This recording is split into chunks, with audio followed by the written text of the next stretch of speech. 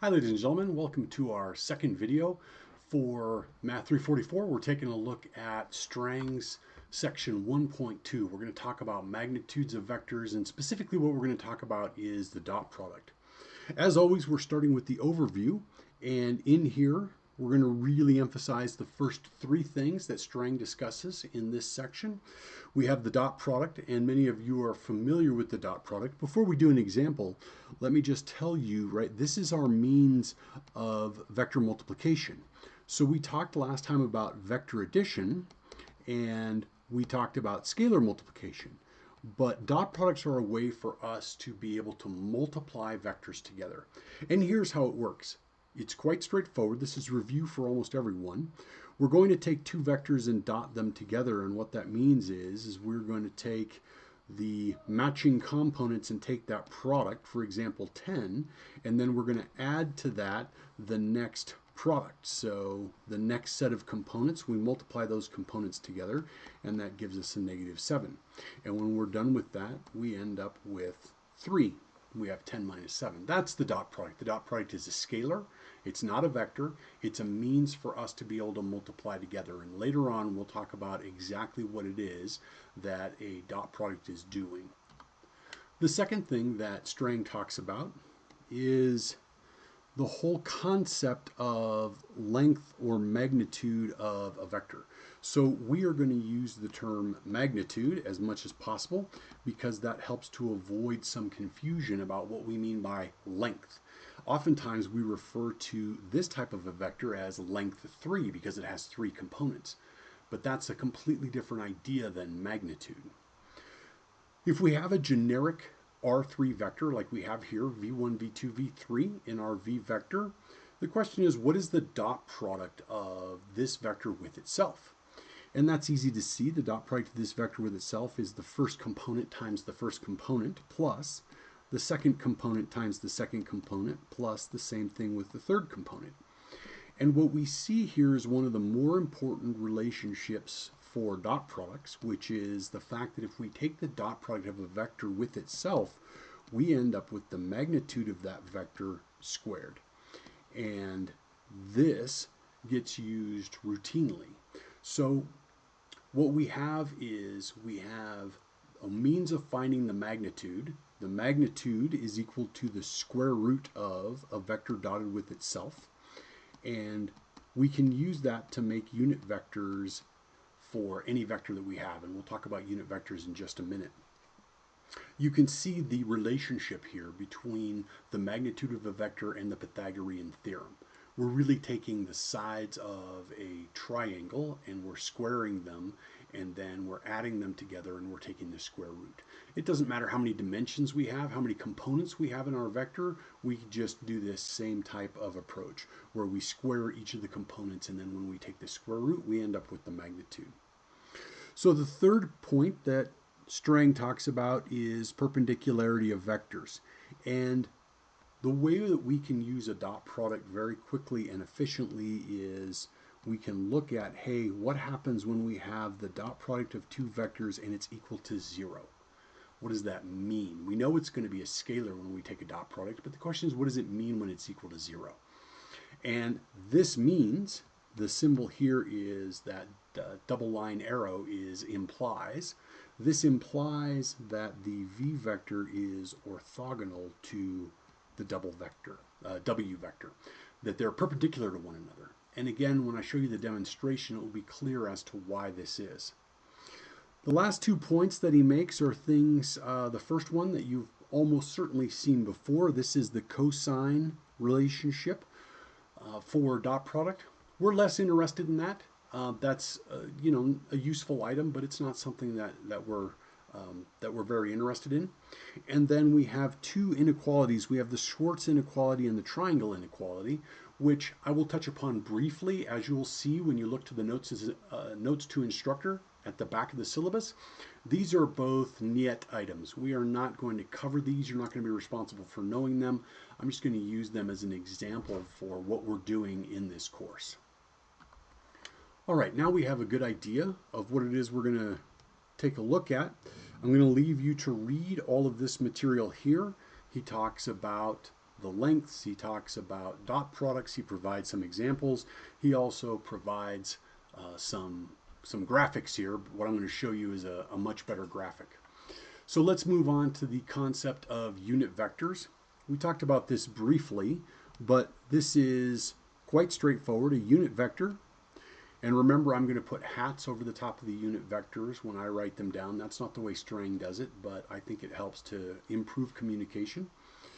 So given any vector, I can find the unit vector that's in the direction of that vector by taking and dividing by the magnitude. And this is pretty straightforward. You give me any vector, if I divide by its magnitude, then what I've done is made it magnitude 1. So it's going to point in the same direction, and it's going to be magnitude 1. And that's what a unit vector is. And he just says that right here. That's his whole conversation. And then he gives you an example, and it's worth your time just to take a quick read through that. It's not difficult to understand, but it's something that we want to make sure that we can do. Let's take a look at another example of dot products. Here's a dot product. So as we discussed before, we have 1 times 4, that's 4. Then we have negative 2 times 2, that's negative 4. And then we have 3 times 0 plus 0. And that dot product is equal to 0. This is just an example of 2 vectors that are perpendicular. The original vectors here, 1, negative 2, 3, along with 4, 2, 0, these 2 vectors are perpendicular or orthogonal. We use those 2 terms interchangeably when we're talking about vectors. We'll also define a little bit later in the course what an orthogonal matrix is. It's actually quite straightforward. It just means that all the columns in that matrix are mutually orthogonal. They're all orthogonal or perpendicular to one another. And the way we do these checks for orthogonality is using the dot product. That's how we're going to do it. So he provides this example. Again, just the definition along with some more reading about perpendicular vectors. And then he has some information here where he's trying to explain what's happening. And what I'm going to do is I'm going to explain using some images that I think it's easier to understand what's happening with dot products. What we want to understand is, what is the dot product really? What is this thing that we've been talking about? We know it's a means of multiplying. We know how to do the multiplication. And we know one of the most useful applications, which is deciding if 2 vectors are perpendicular. And we talked about another useful application, which is finding the magnitude of a vector. All of that we know how to do. It's going to require a little bit of practice, but it's fairly straightforward. Now let's talk about what dot products actually are. So here is a picture. And what I'm going to do is, this is in Mathematica, by the way.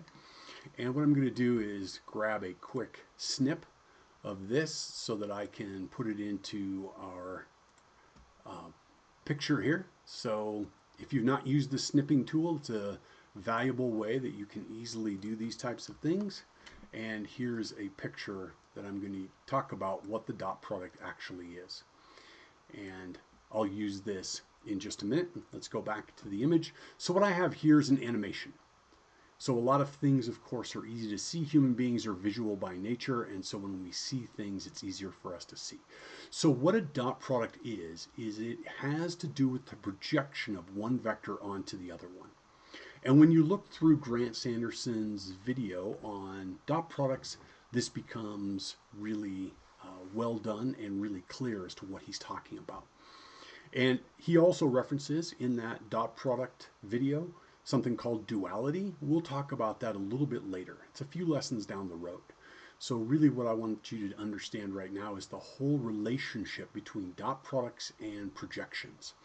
And so what we can see here is the projection following along this kind of reverse red arrow here. We have this yellow arrow, which is the projection of the green vector onto the blue vector. So the yellow vector is the projection of green onto blue. And let me just represent what that is. So the dot product between the green vector, right? So I'll just call that one V, and I'm going to dot that with the blue vector, and I'll call that W. And what this is equal to, it's equal to the magnitude of the blue vector. It's equal to the magnitude of this vector, right? Its length, multiplied times the magnitude of the projection. So multiplied times the magnitude of the projection. That's what dot product actually is. It is the product of those two magnitudes. And when we dissect the cosine formula, we can see that very clearly. But that's the whole idea of what dot product is. And now what we can see is it makes sense, a few intuitive things. The way we maximize the dot product is when the vectors are parallel to one another. When they're both pointed in the same direction or in opposite directions, which we'll talk about in a second, what we've done is the projection is actually the v vector. And so its projection magnitude has been maximized, and we still are multiplying by the magnitude of the blue vector. That's the dot product, and you can see the dot product value here is 6, and no matter which way we go, we end up with something less than 6. 6 is the maximum value in this example.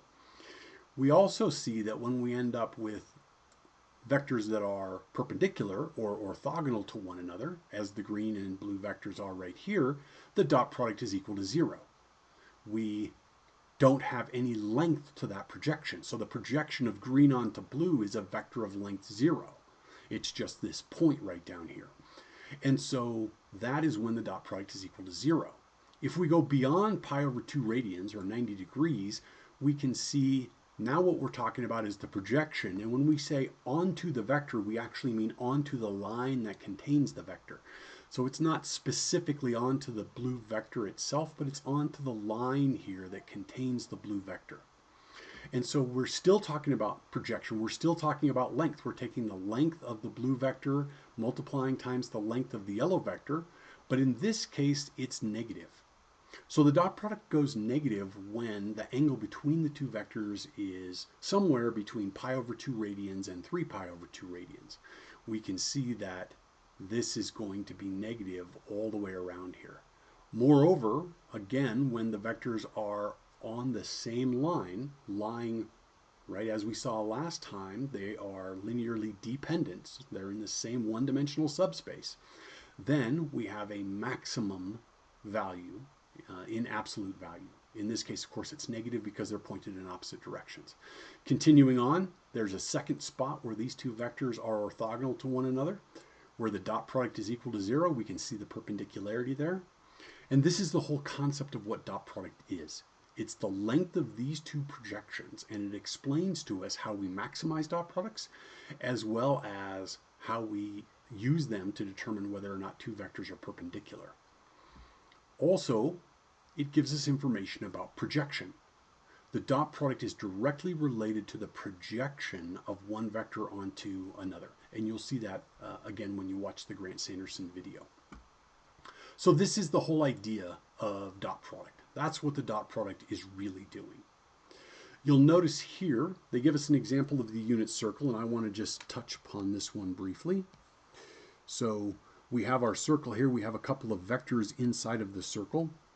They give us this vector, and they give us another vector, and then we know that the dot product between these two vectors has to do with the projection. And I'll use this yellow arrow again as the projection vector. And it's the magnitude of that projection multiplied times the magnitude of the vector we are projecting onto. In this situation, what Strang is talking about is, hey, what happens if we have two unit vectors? What if the two blue vectors are both length 1? Well, then what we have is, we have just this length here for the dot product because the magnitude of the vector we projected onto is 1. But when we think about the triangle that's associated with this, what is this length down here? Given this angle is theta, the length on the bottom is just the cosine of theta. And that's where the cosine formulation comes from. It's just a simple application of trigonometry associated with the fact that we're using unit vectors. So he talks about that in here.